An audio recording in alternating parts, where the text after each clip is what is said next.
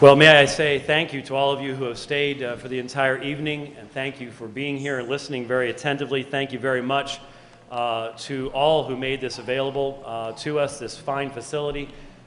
Thank you for being a respectful audience, and thank you very much, Shabir, for once again engaging in debate with me. I do look forward to our future engagements, and I hope that they will be just as useful to folks. I hope that you have an understanding of what the issue this evening was. I truly believe that what I presented to you was clear evidence that Jesus claimed deity for himself. I demonstrated this by a consistent line of testimony. Starting with the earliest Christians, I went back through Paul quoting from an early hymn of the church. I went back to Jesus himself, and I demonstrated that Jesus himself utilized language that specifically identified him as God in a way that could not be mistaken.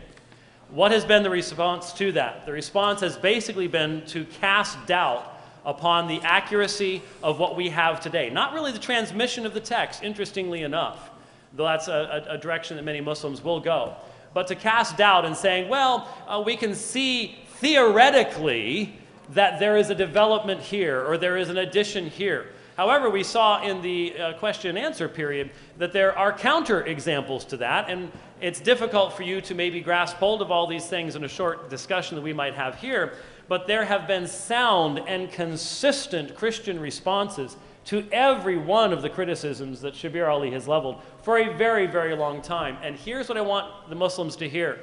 I suggest to you that if you take the time to look at those responses, you will discover that the worldview behind them, the worldview that allows God to speak with clarity, is the same worldview that you would hold as a supernaturalist.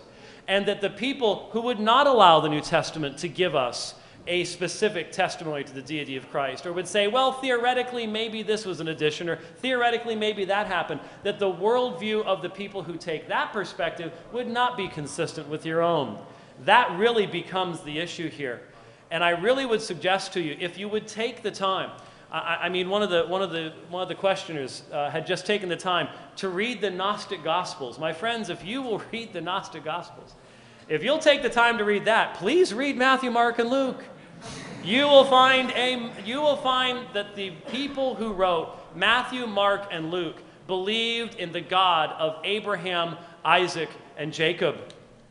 And that the people who wrote the Gnostic Gospels didn't believe in that God, and in fact reviled that God. And if you'll take the time to just understand that what we have is all of the earliest evidence points us to the same conclusion.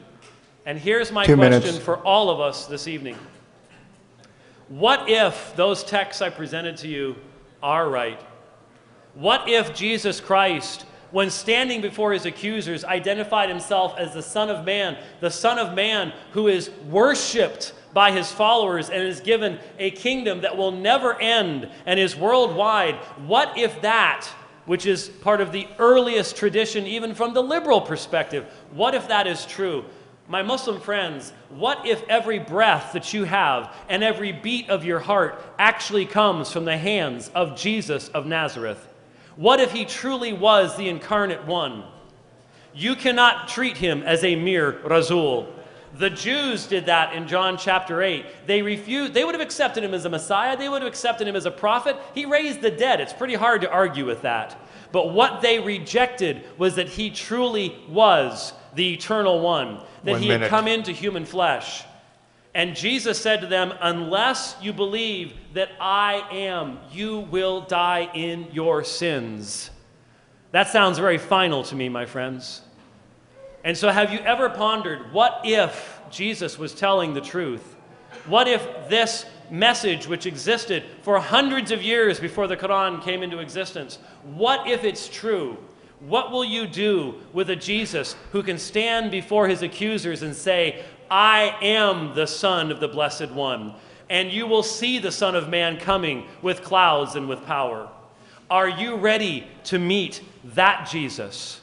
That is the Jesus I believe in. That is the Jesus I pray will reveal himself to you even this evening. Thank you very much for your listening.